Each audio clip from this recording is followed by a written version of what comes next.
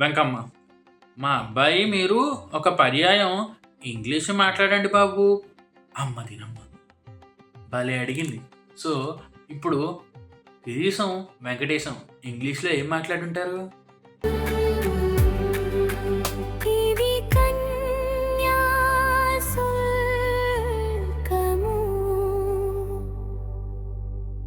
వ్యాసం ఇతిహాసం ఛానల్కు స్వాగతం. సో గిరీశాన్ని యాక్సెప్ట్ చేసిన తర్వాత అగ్నిహోత్రావధానులు వాళ్ళ ఇంట్లో ఏం జరిగిందో చూసేద్దాం రండి.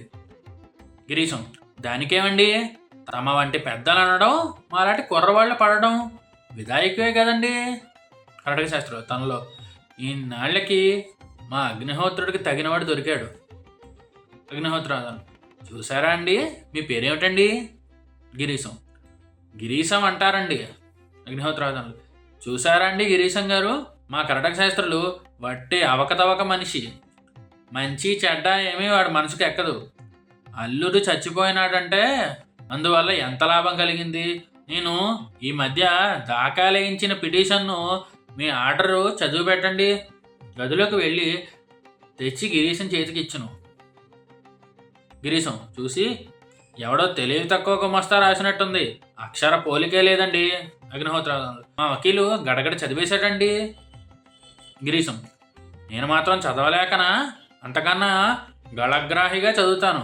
లెక్చర్ ఇచ్చే పండితుణ్ణి, నాకేది పేలపిండి కాదు. అయితే రాసిన వాడి తెలివికి సంతోషిస్తున్నాను. ఇది అరటిపండు విప్పినట్టు తర్జుమా చేసి దాఖలు చేయమని సెలవా? అగ్నిహోత్రావధానులు, అంతకంటేనా, తనలో డబ్బు ఖర్చు లేకుండా వీడి చేత కాగితం ముక్కలన్నీ తర్జుమా చేయిస్తాను.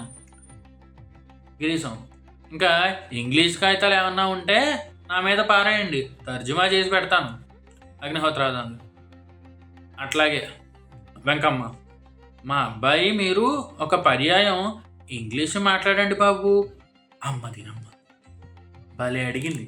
సో ఇప్పుడు గిరీశం వెంకటేశం ఇంగ్లీష్లో ఏం మాట్లాడుంటారు? నెక్స్ట్ ఎపిసోడ్ చూసి తెలుసుకోండి. సో సబ్స్క్రైబ్ చేసి పెట్టుకోండి.